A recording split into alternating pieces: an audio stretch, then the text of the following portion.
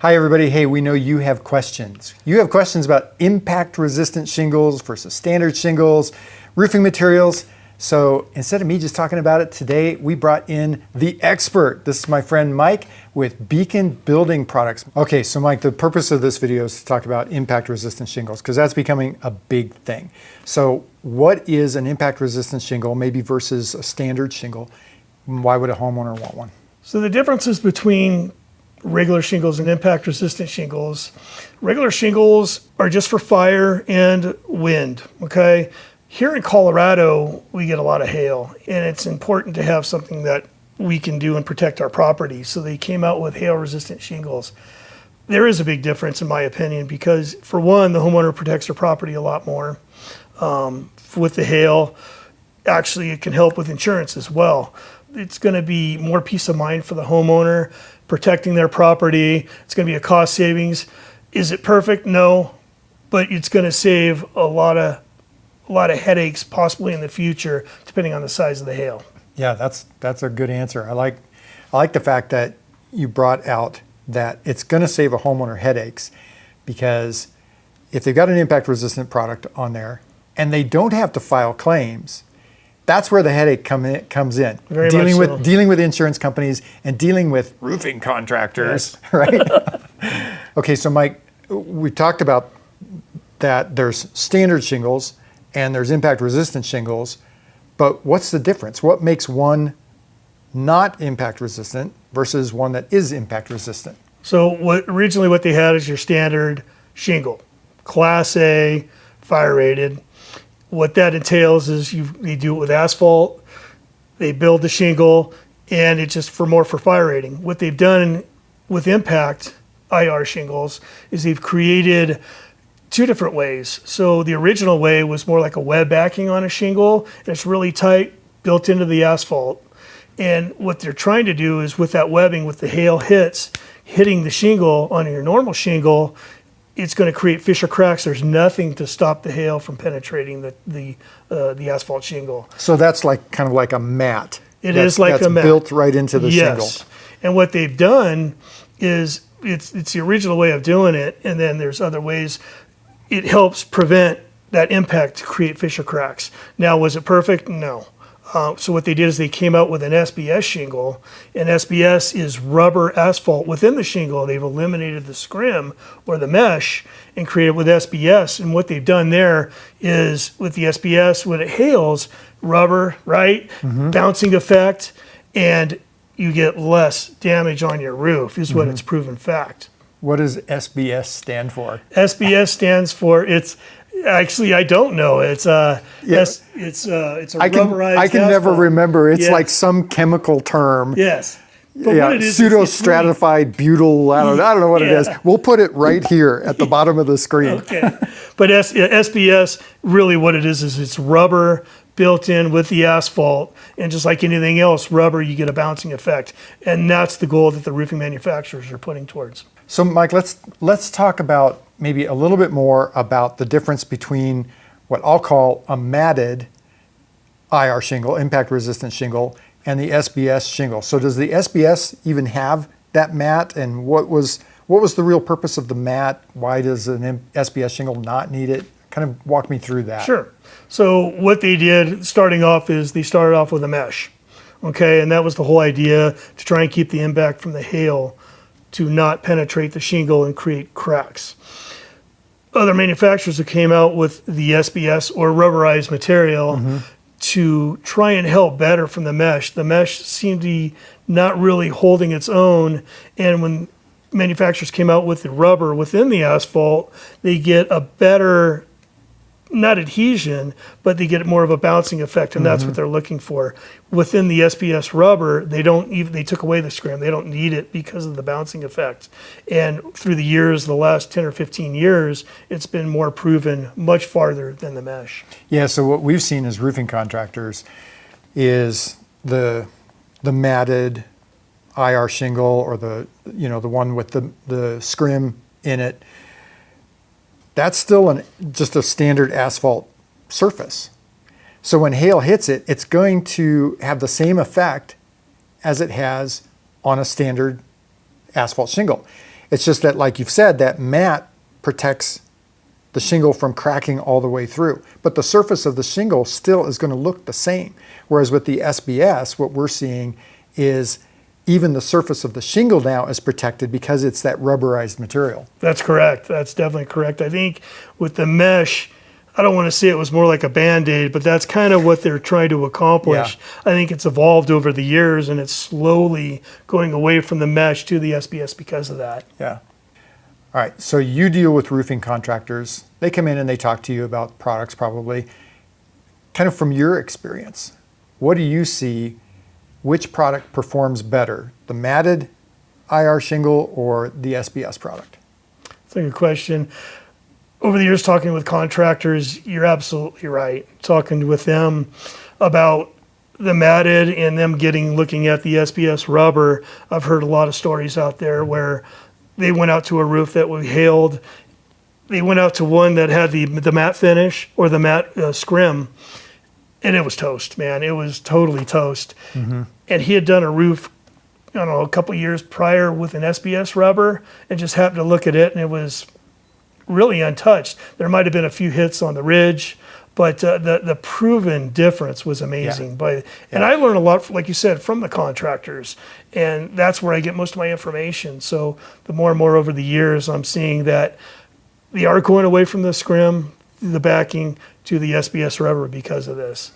Another thing is, if you look over the years, as that scrim's going away, all of the manufacturers are going to the SBS rubber. They do things differently. They have different ways of doing it. But if you look, that's what most of the products are now. Yeah, I've actually got an SBS product on my house. I've got the Certainty Northgate that we put on my house just because I believe in the product. I actually have been on the roof with adjusters where we've been looking at roofs that have a matted IR shingle on it. I won't name the company, but the adjuster has been like, this is like paper. It's like putting paper on your roof. It doesn't protect the roof from getting damaged. Therefore, the homeowner ends up with another claim on their record. Yep. They have to pay another deductible, blah, blah, blah, blah, blah, all of that. Absolutely. 100% agree. And I have SBS rubber asphalt on my roof as well. And I went to that because as a homeowner, right, I do this as a business, but as a homeowner, I still have to protect my property, and knowing what I know in the business, I want to put the best that I think on my house. Yeah. And so I went with an SBS as well. All right, so this is a big question that's going to be on the minds of homeowners. Mm-hmm. Is there a price difference between, well, let's kind of break this up into two different questions. Is there a price difference between just a standard non-impact resistant shingle and an impact resistant shingle? Is there a difference in price between those two products? Yes, there is. I look at it, yes, there's a price difference. So you have this price and you have this price. The difference in between, to me, really is so insignificant as far as a dollar-wise. I mean, it could be, I don't know, I'm throwing dollars out there because of the size of the roof. But for the price difference and what you achieve with the SBS or the scrim even, it's almost a no-brainer. Let's give a hypothetical example. Let's say a homeowner let's say a roofing contractor presents a homeowner with a proposal, and the price difference between the standard shingle and the IR shingle is $2,000. If you think about it this way, if that helps you avoid filing one insurance claim, you've just paid for that. Absolutely. You just paid for that upgrade. Absolutely. And other things that it does as well, insurance companies now, as you well know, some of them are doing discounts because of going with an IR shingle. Yeah. I think, so you got $2,000, but if you're saving insurance, over a term, so you could save over a term, plus if you get a hailstorm, right, you're going to save there too. So that $2,000 becomes insignificant to me. Yeah.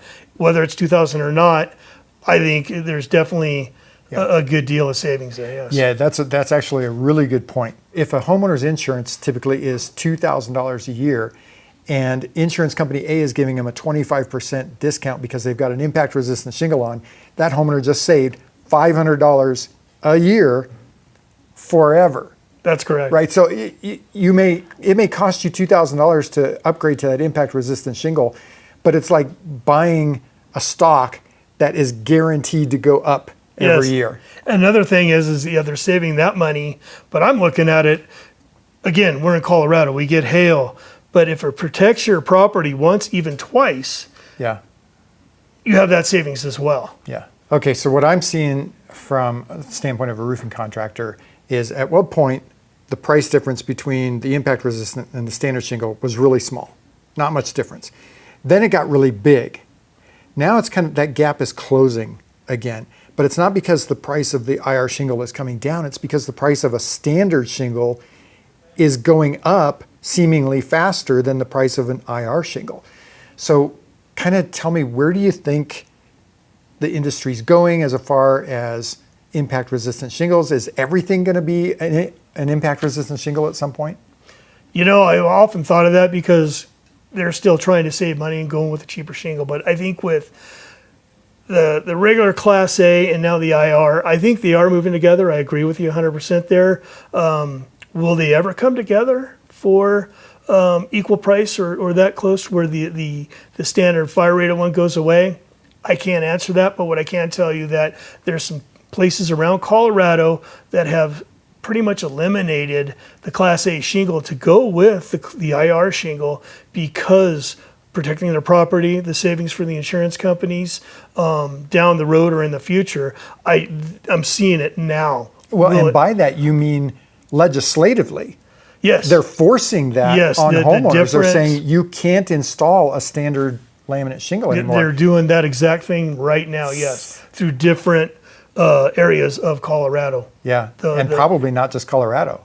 I wouldn't be surprised if there's municipalities in Texas that are doing things similar. With what's happening there, I guarantee, I'm sure of it. I'm sure of it. We're already doing it here. It's going on somewhere else. Yeah. Okay, so I see the Facebook ads talking about the implied hail-proof roof. Okay, so there's a roofing company that advertised their product and imply that it's hail-proof. Are there any hail-proof roofing materials? To my knowledge, no.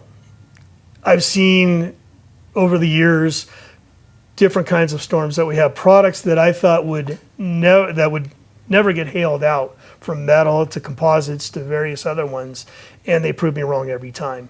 Now, there could be someone out there saying they're hail-proof. I haven't seen it.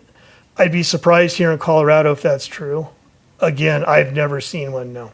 Yeah. So I'm not going to be afraid to name names on this one, right? Because the one that I see the ads for is EuroShield. I don't know if you've ever seen EuroShield. I've never seen the product.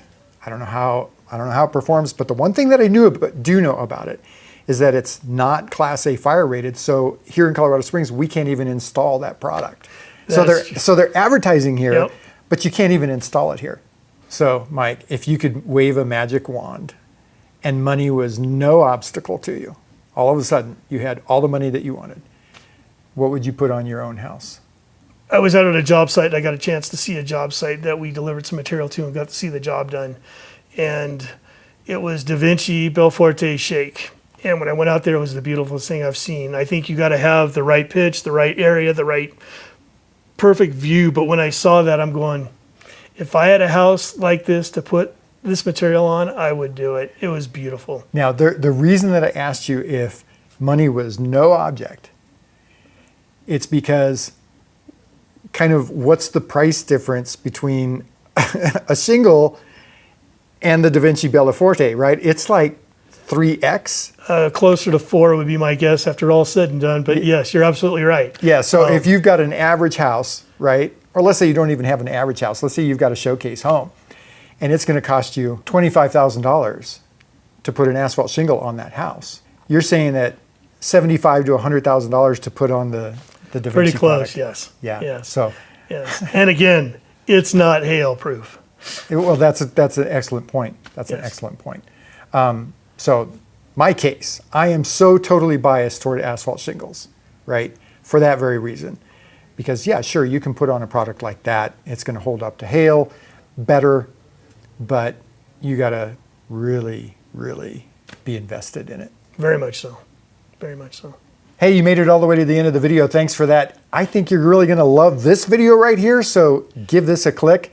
Until our next video, I'm Tracy Bookman, owner of Homestead Roofing.